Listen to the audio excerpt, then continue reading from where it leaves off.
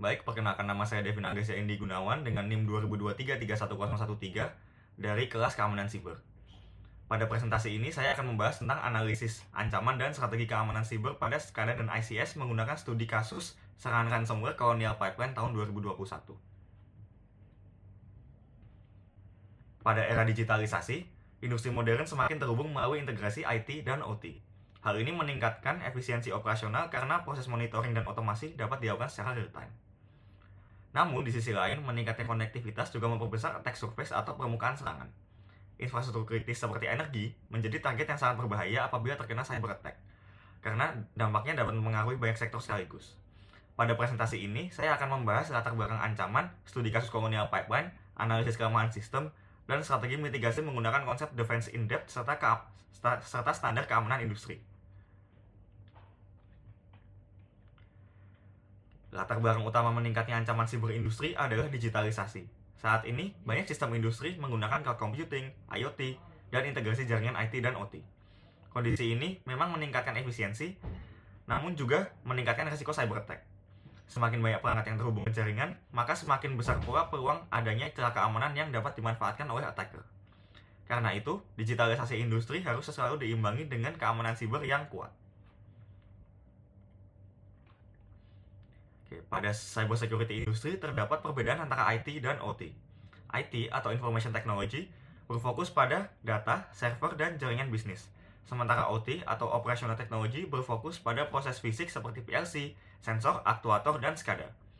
Dalam sistem OT, prioritas utamanya ada keberlangsungan operasional dan keselamatan sistem industri. Integrasi antara IT dan OT memang meningkatkan efisiensi, tetapi juga membuka jalur serangan baru. Ancaman yang masuk dari jaringan IT dapat merambat ke sistem OT dan mempengaruhi operasional industri secara langsung. SCADA dan ICS merupakan sistem penting dalam industri modern. SCADA digunakan untuk memonitor dan mengontrol proses industri secara terpusat. Sistem ini banyak digunakan pada sektor energi, manufaktur, transportasi, dan infrastruktur kritis lainnya. Karena terhubung dengan jaringan perusahaan maupun internet, sistem SCADA menjadi target yang sangat menarik bagi attacker. Jika sistem ini terganggu, maka proses industri dapat berhenti dan menyebabkan kerugian besar. Oleh karena itu, keamanan pada sistem OT dan SCADA menjadi kebutuhan utama di era digitalisasi industri. Selain SCADA, penggunaan IoT di industri juga semakin meningkat. IoT digunakan pada smart factory, smart grid, dan monitoring perangkat secara real-time. Namun, semakin banyak perangkat IoT yang terhubung ke jaringan, maka semakin besar pula attack surface yang dimiliki perusahaan. Banyak perangkat IoT memiliki kelemahan keamanan seperti password default, firmware lama, dan autentikasi yang lemah. Karena itu, pengamanan IoT harus dilakukan menggunakan enkripsi, autentikasi yang kuat, patch management, dan segmentasi jaringan. Untuk melindungi sistem industri modern, digunakan beberapa standar dan prinsip keamanan. Salah satunya adalah IEC 62443 yang berfokus pada keamanan industri automation dan control system atau IACS. Selain itu, terdapat NIST Cyber Security Framework atau CSF yang terdiri dari 5 fungsi utama, yaitu Identify, Protect, Detect, Respond, and Recover. Konsep lain yang penting adalah Zero Trust dengan prinsip Never Trust, Always Verify. Semua pengguna dan perangkat keras harus diverifikasi sebelum diberikan akses ke sistem industri. Salah satu konsep penting dalam cybersecurity adalah Defense in Depth atau keamanan berlapis. Konsep ini digunakan karena tidak ada satu sistem keamanan yang mampu memberikan perlindungan sempurna.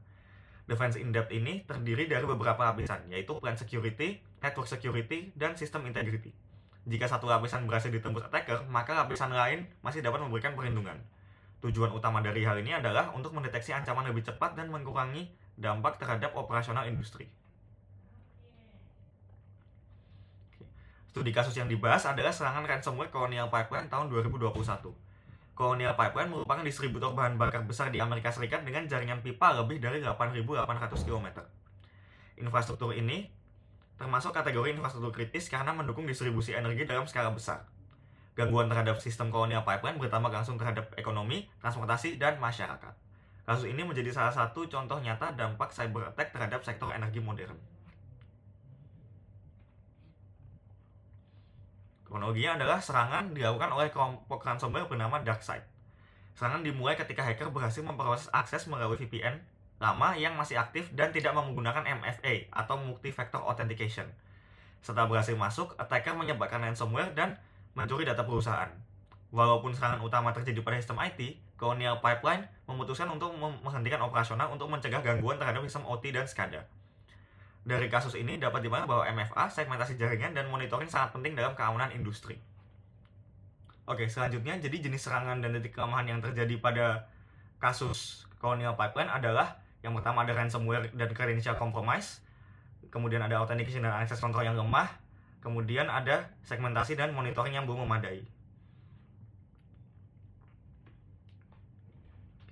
Serangan Colonial Pipeline memberikan dampak yang sangat besar. Distribusi bahan bakar terganggu sehingga terjadi kelangkaan dan panic buying di beberapa wilayah Amerika Serikat. Harga energi meningkat dan menimbulkan kerugian ekonomi dalam jumlah besar. Selain itu, gangguan terhadap sektor energi juga berdampak pada transportasi, industri, dan layanan pabrik lainnya. Kasus ini menunjukkan bahwa cyber attack pada infrastruktur kritis dapat mempengaruhi banyak sektor sekaligus. Terdapat beberapa strategi mitigasi yang dapat diterapkan untuk mencegah serangan serupa. Yang pertama adalah network segmentation untuk memisahkan jaringan IT dan OT. Yang kedua adalah penggunaan firewall industri serta IDS dan IPS untuk memfilter dan mendeteksi aktivitas mencurigakan. Yang ketiga adalah penggunaan VPN dan enkripsi untuk mengamankan komunikasi data. Kemudian yang terakhir adalah monitoring jaringan dan AI-based anomaly detection, juga penting untuk mendeteksi ancaman lebih cepat tanpa mengganggu proses produksi. Semua solusi ini merupakan bagian dari konsep defense in depth. Sebagai penutup, terdapat beberapa rekomendasi utama. Perusahaan perlu menerapkan MFA pada seluruh akses sistem industri, melakukan patch management dan vulnerability assessment secara berkala, serta menyiapkan backup dan disaster recovery plan. Selain itu, perusahaan juga perlu menerapkan standar keamanan seperti IEC 62443 dan NIST serta meningkatkan awareness pekerja terhadap ancaman siber.